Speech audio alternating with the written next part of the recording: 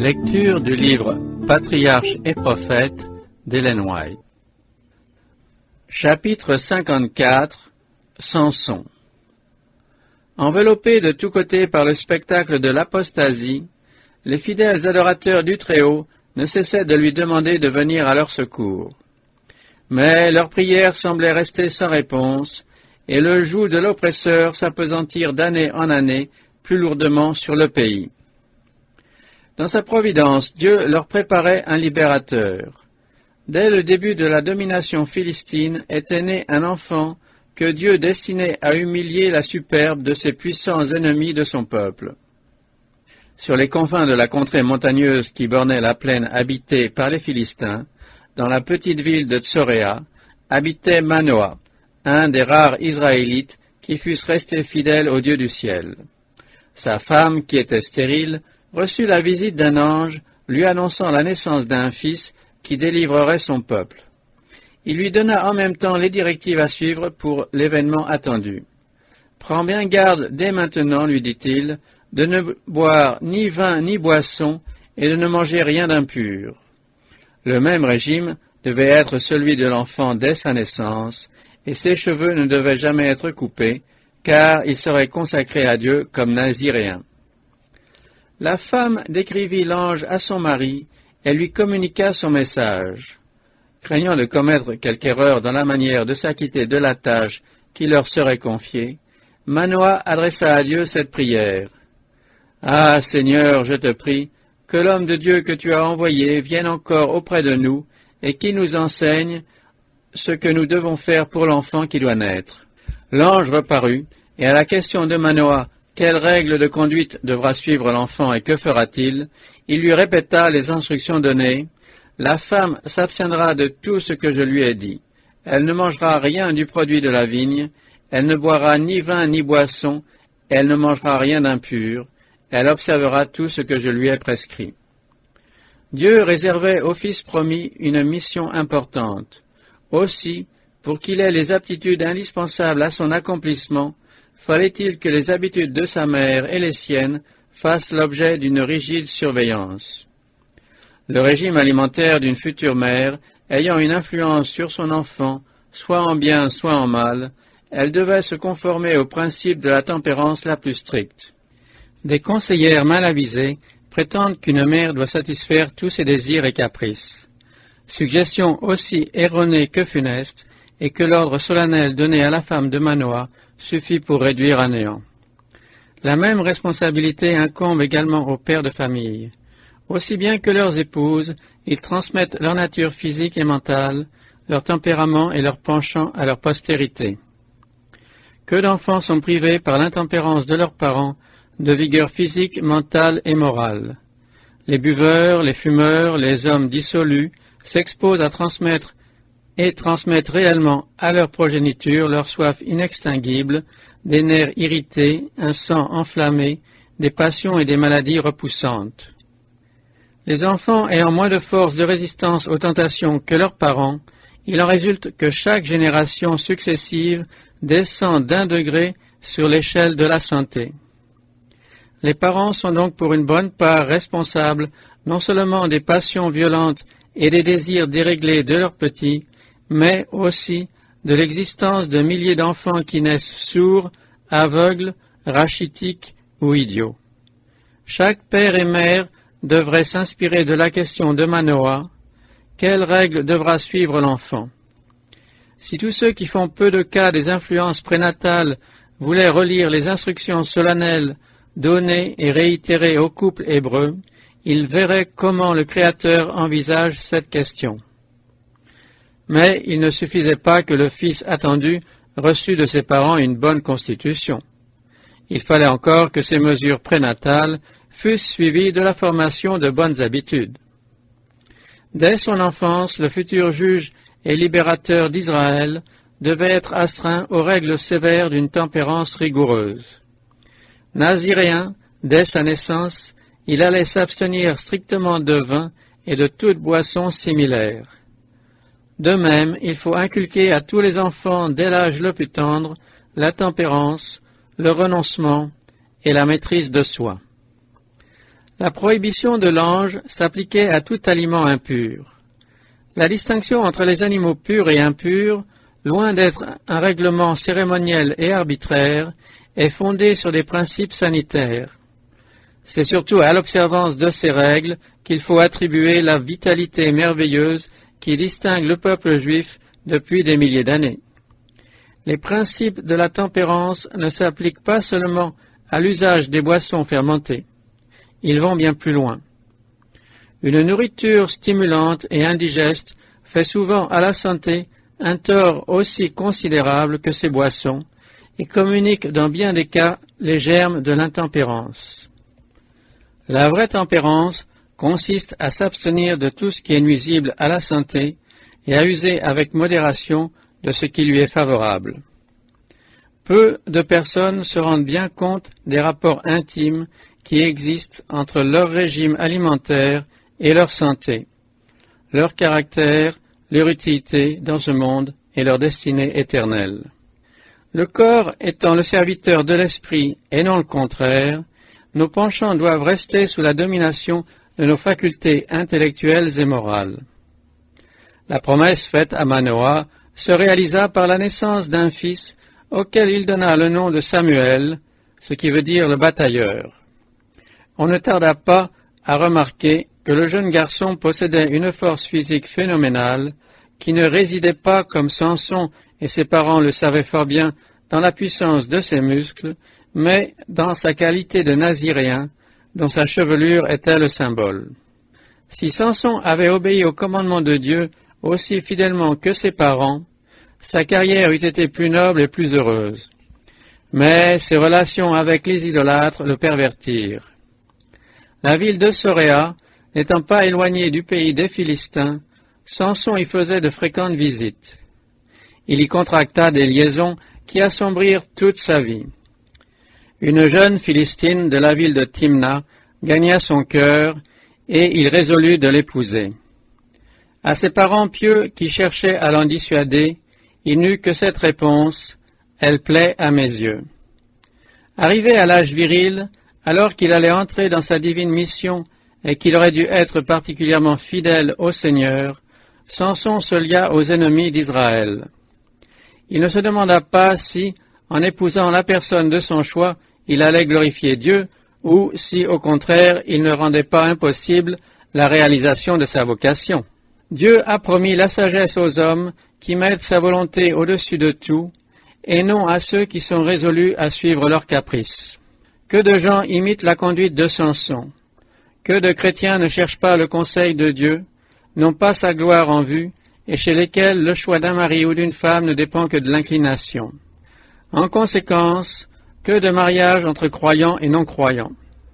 Au lieu que la foi chrétienne exerce une influence prépondérante dans cette question, il arrive trop souvent que les mobiles auxquels on obéit y sont complètement étrangers.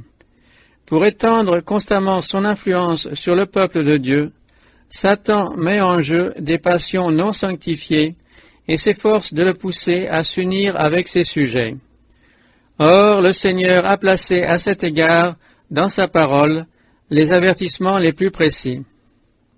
Quel accord existe-t-il entre Christ et Bélial, un des noms de Satan, dit l'apôtre Paul, ou quelle part le fidèle a-t-il avec l'infidèle? Les noces de Samson le mirent en rapport amicaux avec des gens qui haïssaient le Dieu d'Israël.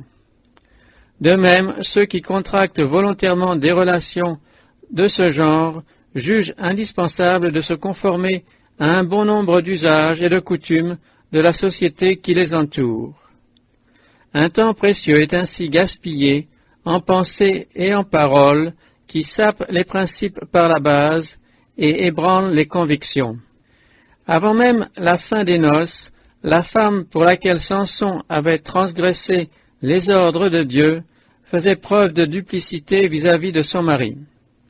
Indigné de cette perfidie, il la quitte pour s'en retourner seul à Tsoréa. Revenu de sa colère, il revient chercher sa femme et la trouve mariée à un autre.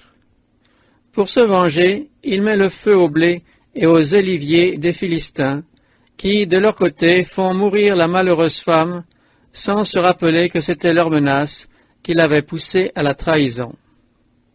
Mis en fureur à Louis du traitement barbare infligé à sa femme, Samson, qui avait déjà donné des preuves de sa force extraordinaire en déchirant un jeune lion de ses mains et en tuant 30 hommes d'Ascalon, bat complètement les Philistins en leur infligeant une grande défaite. Puis, pour échapper aux poursuites de ses ennemis, il se retire dans la caverne du rocher d'Étam, au pays de Juda. Mais un fort détachement de Philistins pénètre dans la région, et les habitants de Juda, alarmés, consentent lâchement à lui livrer Samson. 3000 hommes de Juda, auxquels il donne l'assurance qu'il ne leur fera pas de mal, viennent l'arrêter. Il consent à être lié et livré aux Philistins, à condition qu'ils ne le touchent pas, ce qui l'obligerait à les massacrer. Samson, lié de 2 cordes neuves, est conduit dans le camp ennemi, où sa vue provoque de grandes démonstrations de joie.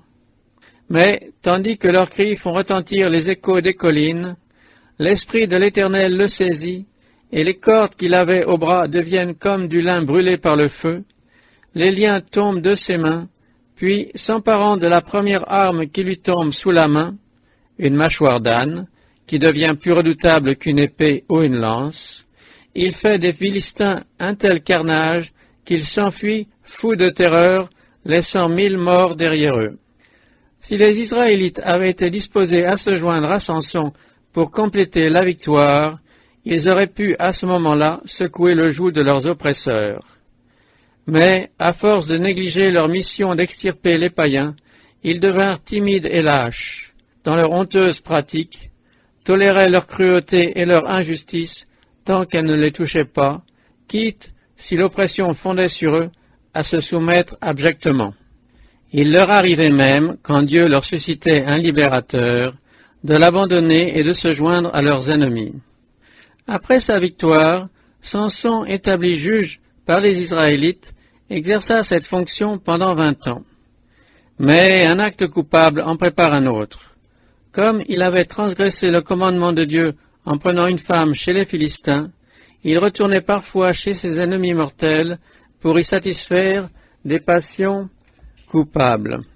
Confiant en sa force extraordinaire, qui faisait l'effroi des Philistins, il se rendit un jour à Gaza pour y voir une prostituée.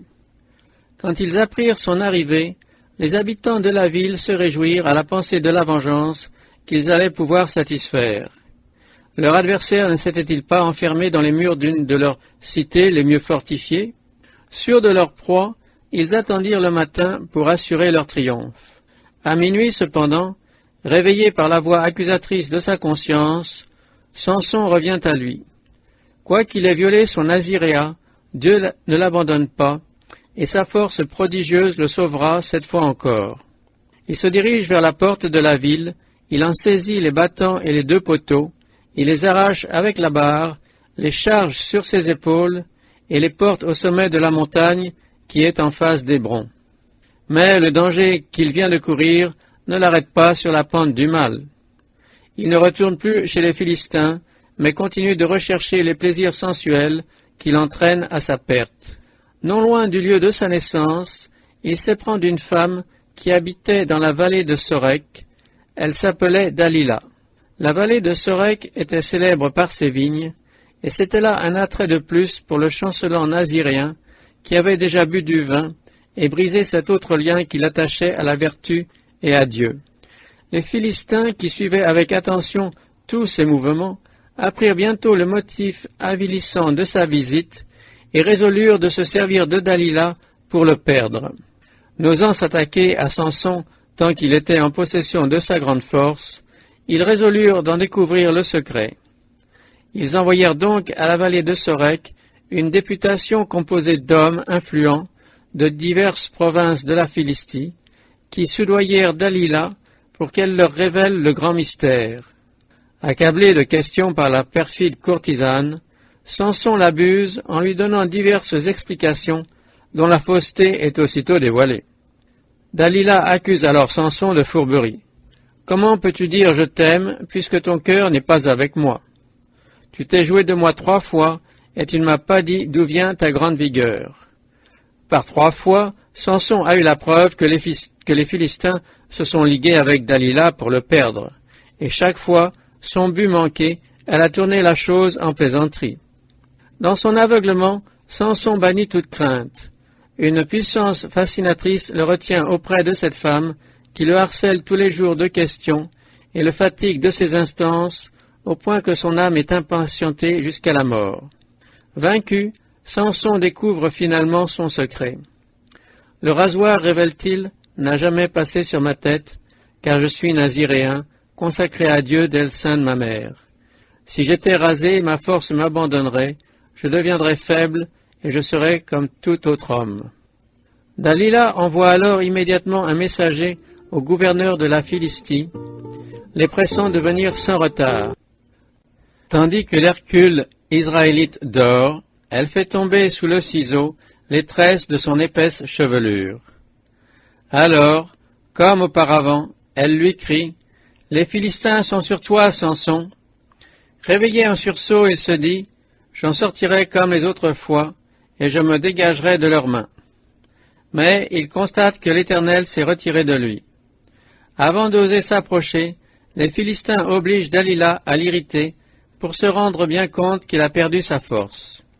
Alors ils le saisissent, lui crèvent les yeux, le font descendre à Gaza, le lient d'une double chaîne d'airain et lui font tourner la meule dans la prison. Quelle déchéance pour le juge et champion d'Israël! Le voilà impuissant, aveugle, enchaîné et assujetti à d'abjectes et pénibles besognes. Petit à petit, il a violé les conditions de sa sainte vocation, et maintenant le voilà tombé au point de trahir son secret. Dieu l'a abandonné. À elle seule, sa longue chevelure n'avait aucune vertu. Elle n'était que le signe de sa fidélité envers Dieu. Ce symbole sacrifié aux passions des sens, Samson perd en même temps les avantages dont il est le gage. La souffrance, l'humiliation et les moqueries des Philistins lui en apprirent plus sur sa faiblesse qu'il n'en avait jamais su auparavant et l'amenèrent à la conversion. Ses cheveux ayant repoussé, sa force lui revint.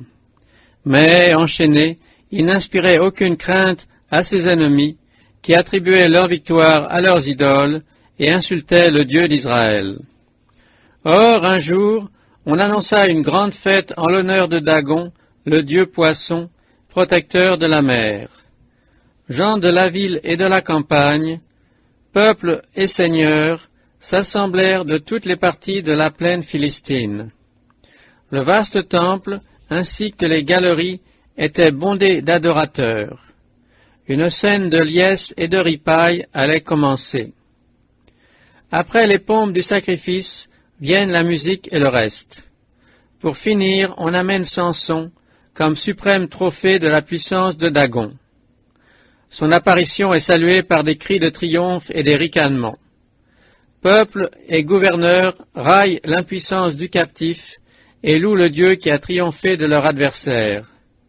À ce moment-là, Samson, se disant fatigué, demande la permission de s'appuyer contre les 2 colonnes centrales qui soutiennent la toiture du temple. Puis il murmure silencieusement cette prière.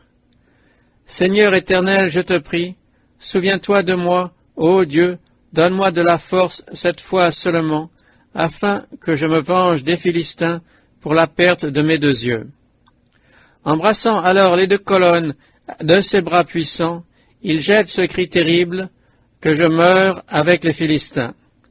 Et, d'un effort suprême, il se cambre en avant, les 2 colonnes du milieu qui soutiennent l'édifice oscillent, s'ébranlent, et le toit s'écroule avec fracas sur les princes et sur tout le peuple qui s'y trouve. C'est ainsi qu'il fit périr beaucoup plus de gens dans sa mort qu'il n'en avait fait périr pendant sa vie. L'idole et ses adorateurs, prêtres et paysans, nobles et guerriers, furent tous ensemble ensevelis sous les ruines du temple de Dagon. Parmi eux se trouvait celui que Dieu avait destiné à délivrer son peuple. La nouvelle de cette catastrophe étant parvenue en Israël, les compatriotes de Samson descendirent de leurs collines et, sans rencontrer d'opposition, ils retirèrent le corps de leur héros du milieu des décombres. Ils remontèrent chez eux, et ils l'ensevelirent entre Tsoréa et Estaol, dans le tombeau de Manoah son père. La promesse de Dieu annonçant que c'était par Samson qu'il commencerait à délivrer Israël des Philistins s'était accomplie. Mais combien tristes avaient été les péripéties de cette vie qui aurait pu servir à la louange de Dieu et à la gloire de son peuple. Demeuré fidèle à sa mission divine, Samson aurait vu les desseins de Dieu se réaliser pour lui dans la respectabilité et l'honneur. Par ses capitulations devant la tentation, ses infidélités à l'égard de sa vocation, sa carrière entachée de défaites s'était terminée par l'esclavage et une mort lamentable. Physiquement, Samson fut l'homme le plus fort qui vécut ici-bas. Mais, en fait de force morale, d'intégrité et de volonté, il se place parmi les plus faibles. On confond souvent de fortes passions avec un fort caractère. Mais, au contraire, l'homme dompté par ses passions est faible. La vraie grandeur se mesure à la puissance des sentiments qu'on subjugue et non à celle des passions par lesquelles on est subjugué. Le fils de Manoah fut entouré de soins providentiels qui le préparèrent pour l'œuvre à laquelle il était destiné. Il avait grandi dans des conditions propres à développer la force physique, la vigueur intellectuelle et la pureté morale. Mais sous l'influence de mauvaise compagnie, il s'était peu à peu détourné de Dieu, sa seule sauvegarde, et il avait été emporté par le torrent du mal. Les hommes qui rencontrent des épreuves dans l'accomplissement de leurs devoirs peuvent être assurés de la protection divine. Mais ceux qui suivent volontairement le sentier de la tentation y tombent un jour ou l'autre. Les hommes que Dieu se propose d'utiliser comme ses instruments en vue d'une œuvre spéciale sont précisément ceux que Satan poursuit de ses tentations avec le plus d'acharnement. Il s'attaque à leur côté faible, il cherche par certains défauts de caractère à s'emparer de tout leur être, sachant bien que ces défauts caressés lui livreront la place.